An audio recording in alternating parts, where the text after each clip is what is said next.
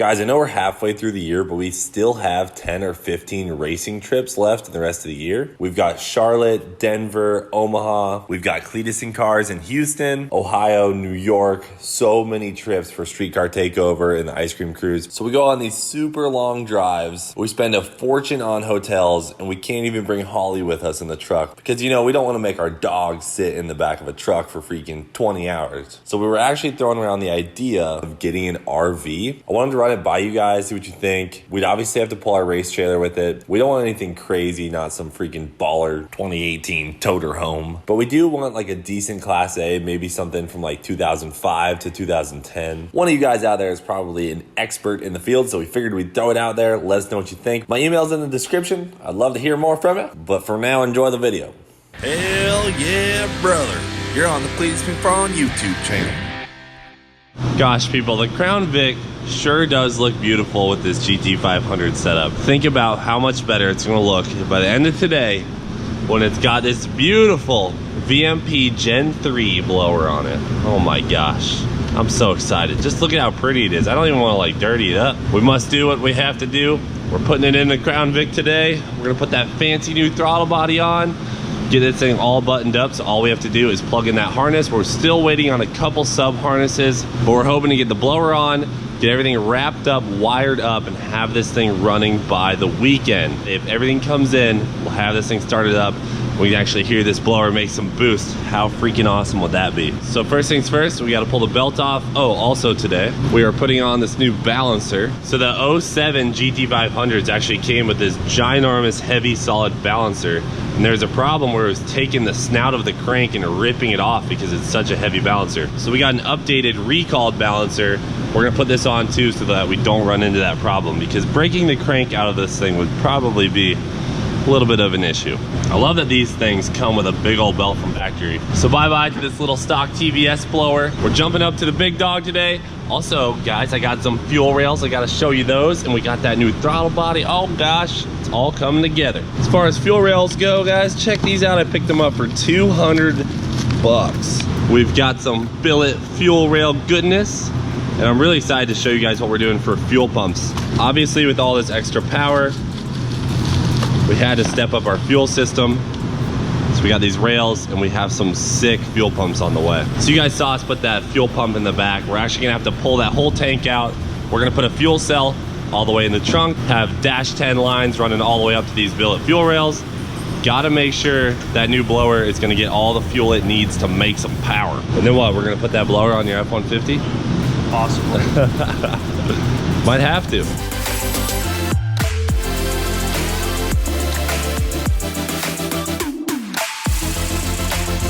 So that took us, what, a full minute maybe? Yeah, under a minute to pull It's so easy. I don't know why more people wouldn't do this. I mean, if you're not changing out injectors and fuel rails, this is a super easy job. Simple swap. So literally you pull the belt off, pull the bolts off each side. You got to move the rails out of the way a little bit, but the blower is off. You can see our cooling brick in there. Looks pretty good. It's actually pretty clean, so it should do the trick. All that'll stay the same.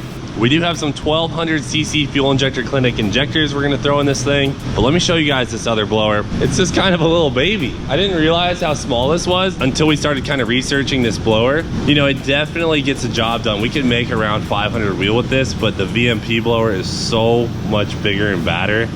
It's really gonna kind of put this one to shame. Oh yeah, see?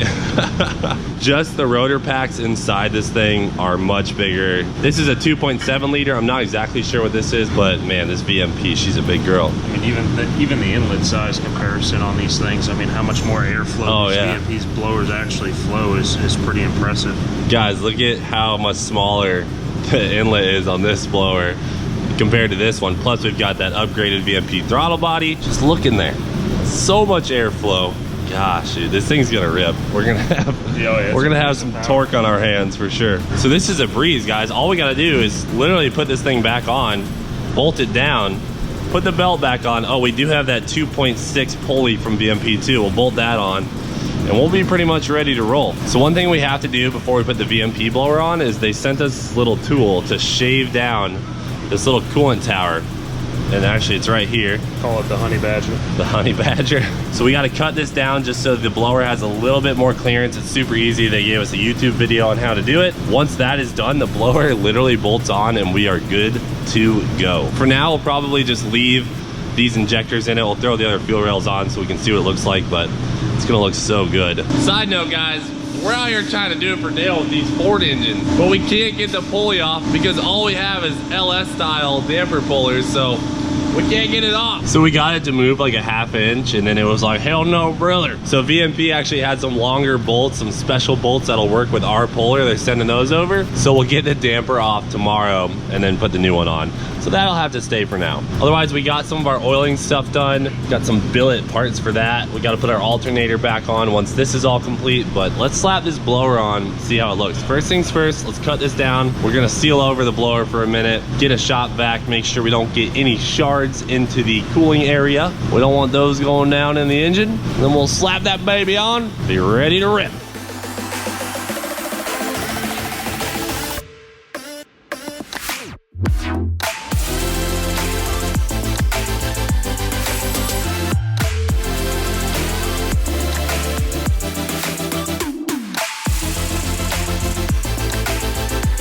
Well, I'll say that was pretty freaking easy. So we cut it down with that tool they gave us, then we kind of cleaned it up a little bit.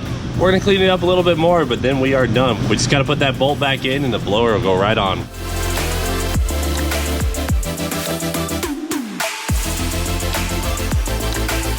that it? I believe that's it. We got a VMP blower on there We now. literally swapped it in 30 minutes. That is like the easiest thing ever.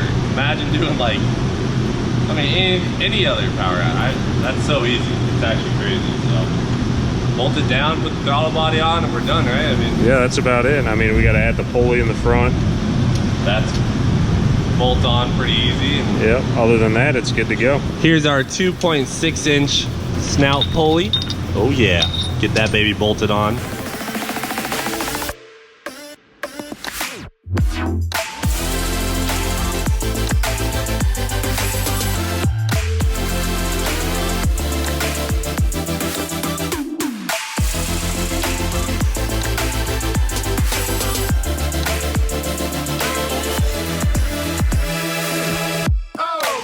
Oh, baby. Guys, are you kidding me? Look at how sick this is. Dude, look at the clearance. It's gonna stick out of the hood. Australia style. Hell yeah, guys. This looks so good. The thing is so big. It's gonna be coming right out the hood. I know, I was just showing them. If you look down here, dude, like the whole snout is gonna be out. You're gonna look head on at that pulley. Oh yeah, keep an eye on it, you know? It's like Leroy's turbos, I always watch them. Now I'll be able to keep an eye on this baby. Guys, are you joking? I mean, look at how sick that is. Oh gosh, I can't wait to hear it go. This is the impressive part, how big this is. I know. I mean, I'm a pretty big guy. My Easy, hands are James. pretty huge, but I mean, that's Getting pretty conjugal with her there. Pretty open. Shit, it's just Supercharger, James. Come on now. Take it easy on this one.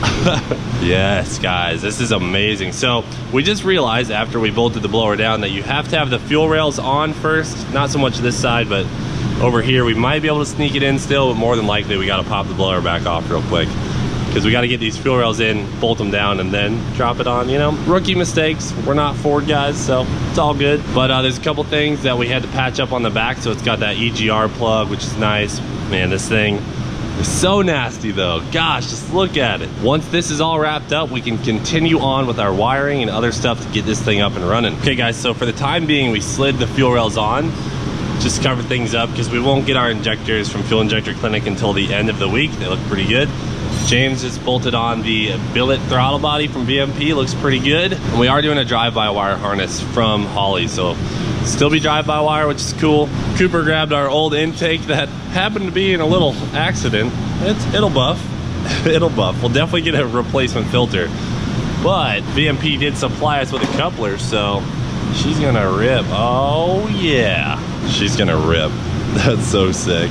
We'll definitely get a new filter, but otherwise I'm liking how this is looking. The next couple of steps over the next few days is getting this cooling figured out. We've got a lot of stuff going on with this GT500 setup. Got to get it all hooked up to our radiator and our new heat exchanger. We got lucky on the air conditioning. It literally bolts right back in, so the condenser shouldn't be an issue, but it's all simple stuff. It's just one of those things that takes a little bit of time. I'm excited to keep moving forward though. I'm not sure if I've showed you guys inside the car in a little while. A lot of the wiring actually is going pretty well in here. So the harness is all put in. That's ran for the most part. It just needs to be plugged into the computer, which is mounted in there, our Holley Dominator. Over here, we've got the Holley dash hooked up. We just have to fill in each side of this so it looks clean, and then we'll put the dash back in. We've got a bunch of switches and relays we'll put behind the radio and whatnot. Everything is just coming together, boys and girls. We still have to cut the hole for the shifter, which will be fun. I'm excited to see where that's gonna mount up.